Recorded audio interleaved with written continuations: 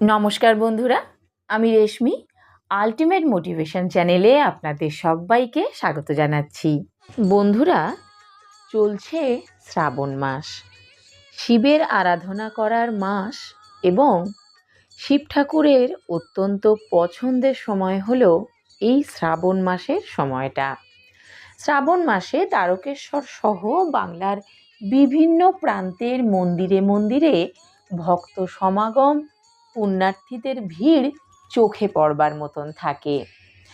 আজ আমি নিয়ে যাব আপনাদের এমনই একটি মন্দিরে, ঘুরিয়ে দেখাবো মন্দিরের চারপাশ এবং মন্দিরের ভিতরের শিবলিঙ্গ বা শিব ঠাকুরকে। মন্দিরটি হুগলি জেলায় অবস্থিত শিবের মন্দির এবং দেখতেই পাচ্ছেন একদম গঙ্গার ধারে অবস্থিত।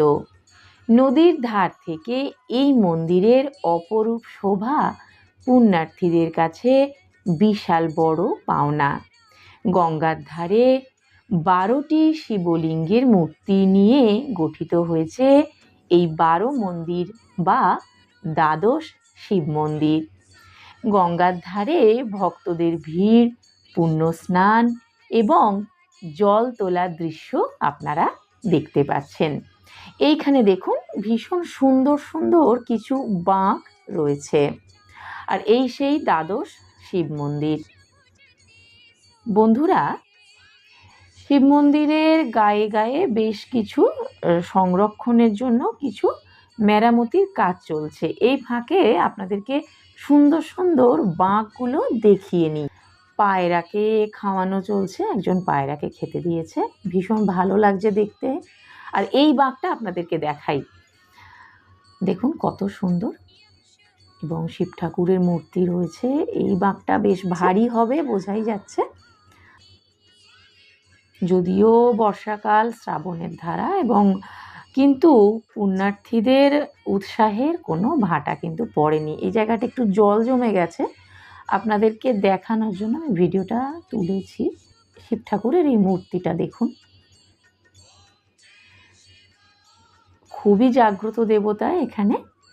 আর এই হলো সন্ধেবেলার মন্দিরের পরিবেশ, কত সুন্দর লাগছে। শ্রাবণ মাসে যে কোনো দিন যদি এই মন্দিরে আসেন, এই রকম দৃশ্য কিন্তু আপনি দেখতে পাবেন। মন্দিরটি হুগলি জেলায় অবস্থিত।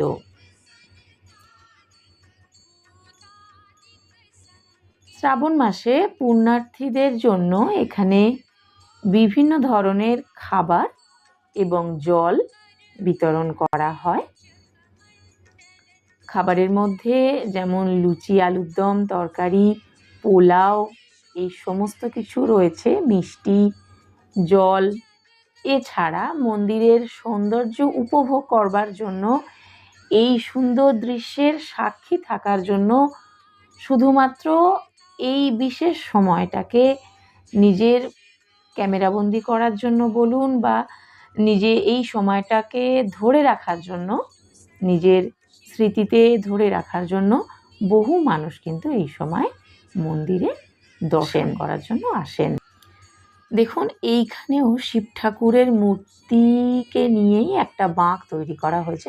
বাঁকটা দেখেই কিন্তু বোঝা যাচ্ছে এটা খুবই ভারী হবে, এবং এই বাঁকটা কাঁধে করে নিয়ে যাওয়ার জন্য বেশ কয়েকজন পুণ্যার্থী কিন্তু লাগবে।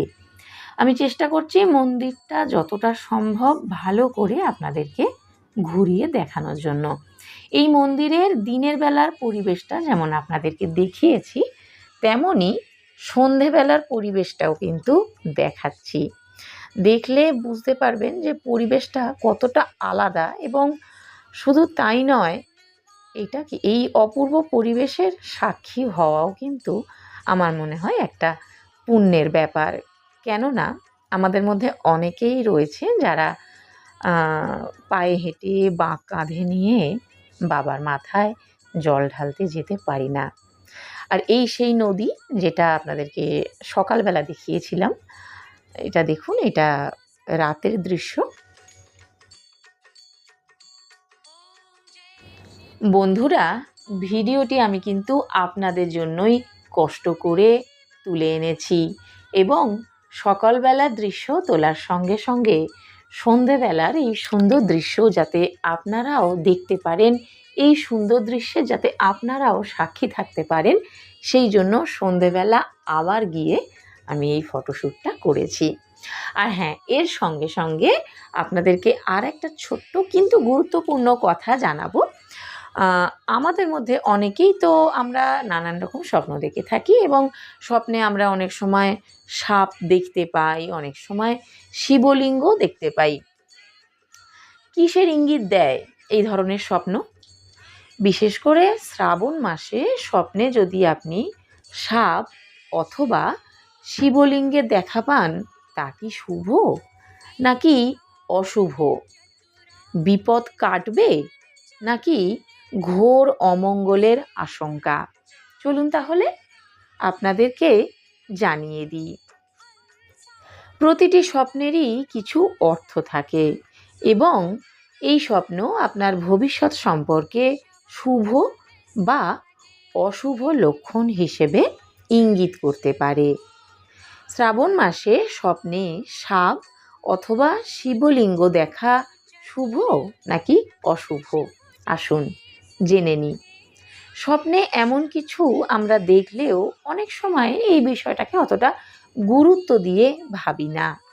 অনেক সময়ই ভগবান বা তার মন্দির সম্পর্কিত নানান রকম স্বপ্ন কিন্তু আসে।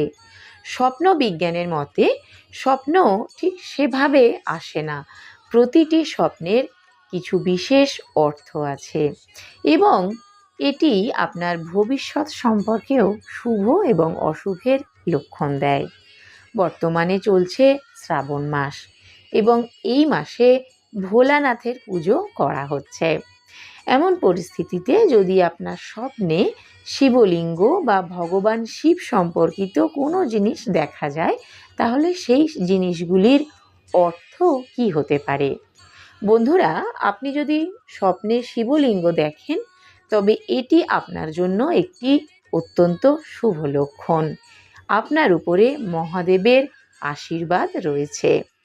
আপনি যদি স্বপ্নে ভগবান শিবকে ধ্যান করতে দেখেন, তবে এটিও কিন্তু একটি শুভ স্বপ্ন। এর থেকে আপনি বুঝে যাবেন ভগবান শিবের আশীর্বাদ আপনার উপরে বর্ষিত হতে চলেছে। অন্যদিকে আপনি যদি স্বপ্নে মা গঙ্গাকে দেখেন, তার মানে হলো আপনার জীবনে বড় কিছু পরিবর্তন আসতে চলেছে। অনেক সময় স্বপ্নে সাপকেও দেখা যায়, যার কারণে বেশিরভাগ মানুষ ভয় পেয়ে যায়। তবে শ্রাবণ মাসে যদি স্বপ্নে সাপ দেখতে পান, তবে তা কিন্তু একটি শুভ লক্ষণ। স্বপ্নে সাপ দেখলে ধন সম্পদ লাভের সম্ভাবনা রয়েছে। এই সাপটি যদি সাদা রঙের হয়, তবে আপনার সম্মান বৃদ্ধির ইঙ্গিত পাওয়া যাচ্ছে। বন্ধুরা, আজকের ভিডিওটি এই পর্যন্তই। কেমন লাগলো কমেন্টে অবশ্যই জানাবেন, আর কমেন্টে ওম নমঃ শিবায় লিখতে ভুলবেন না। ভিডিওটি যদি ভালো লেগে থাকে একটি লাইক অবশ্যই দেবেন, আর আপনার পরিচিতদের মধ্যে শেয়ার করে দেবেন, যাতে সকলেই এই ভিডিওটির মাধ্যমে উপকৃত হতে পারেন। ভিডিওটি সম্পূর্ণ দেখার জন্য অনেক ধন্যবাদ।